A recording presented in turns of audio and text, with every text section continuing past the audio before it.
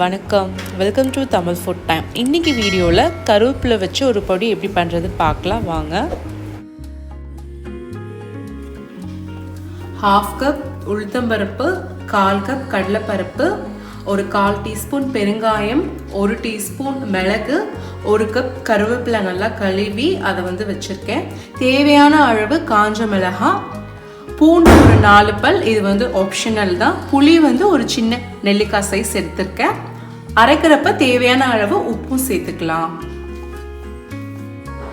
இப்போ எல்லா ஐட்டம்ஸையும் நம்ம பக்கத்தில் ரெடியாக எடுத்து வச்சுட்டு ஒரு பேனை ஹீட் பண்ணிவிட்டு 1 டீஸ்பூன் ஆயில் விட்டுட்டு எடுத்து வச்ச ஒவ்வொரு ஐட்டம்ஸையும் நம்ம ஒவ்வொன்றா ஆட் பண்ணிவிட்டு அதை ஃப்ரை பண்ணி எடுத்துக்கலாம். கருவேப்பிலையும் புளியும் மட்டும் நான் லாஸ்ட்டாக தனியாக ஆட் பண்ணிக்கிறேன். இதை நல்லா கோல்டன் ப்ரௌன் ஆற வரைக்கும் ஃப்ரை பண்ணிவிட்டு இதை நம்ம ஆற வச்சுக்கலாம்.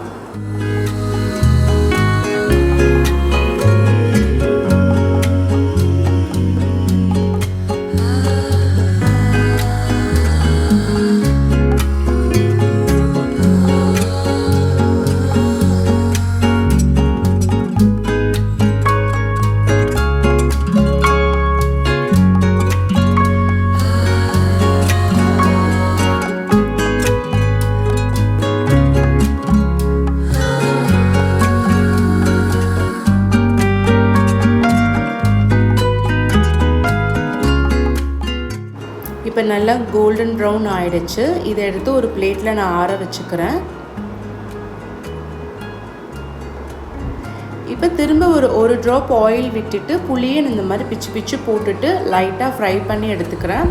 அப்போ நம்ம மிக்சியில் அரைக்கிறப்ப நல்லா அந்த புளி சாஃப்டாக ஆகிடும், அரைக்கிறதுக்கு ஈஸியாக இருக்கும்.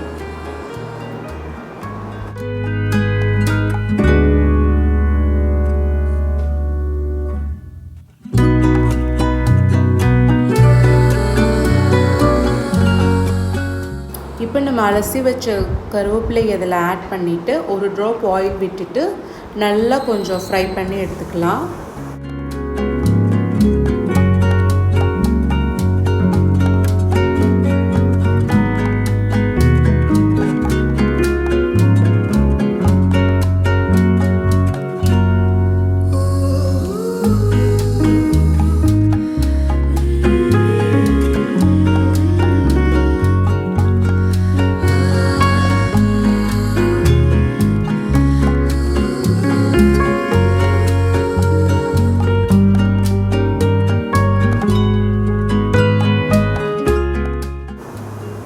இப்போ நல்லா இந்த மாய்ஸ்சர்லாம் போயிட்டு நல்லா கொஞ்சம் ட்ரை ஆகிடுச்சு. இந்த ஸ்டேஜில் இதை நம்ம ஆஃப் பண்ணி ஆற வச்சு எடுத்துக்கலாம்.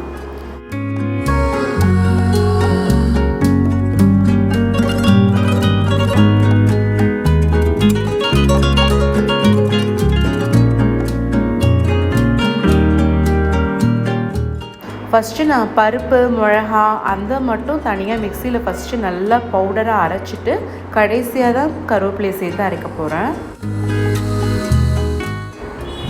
இப்போ இந்த பருப்பை நல்லா நம்ம பொடி பண்ணிட்டோம். இப்போ 1 டீஸ்பூன் சால்ட்டு உங்களுக்கு எவ்வளோ தேவையோ அவ்வளோ சால்ட் நீங்கள் ஆட் பண்ணிக்கலாம். அப்புறம் நம்ம ஆற வச்ச கருவேப்பிலையும் ஆட் பண்ணிவிட்டு நம்ம அரைச்சி எடுத்துக்கலாம்.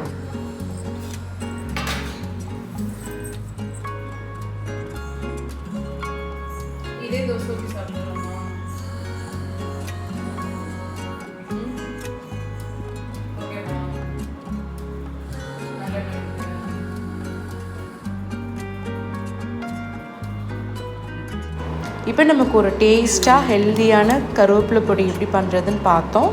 இதை நல்லா ஒரு க்ளீனான ஒரு பாட்டில் இல்லை ஒரு பாக்ஸில் போட்டு நீங்கள் ஒரு 15 to 20 டேஸ் வரைக்கும் கூட நீங்கள் வச்சுக்கலாம். இதை நம்ம தோசை இட்லியோட நல்லெண்ணெய் ஊற்றி சாப்பிட்றதுக்கும் ரொம்ப நல்லாயிருக்கும். சாதத்தில் நெய்யில் நல்லெண்ணெய் விட்டு அதில் ஒரு 2-3 டீஸ்பூன் விட்டு சாப்பிட்றதுக்கும் சூப்பராக இருக்கும். அப்புறம் பார்த்திங்கன்னா நல்லா மோர் கலக்கிட்டு அதில் ஒரு டீஸ்பூன் ஆட் பண்ணாலும் ரொம்ப டேஸ்ட்டாக இருக்கும்.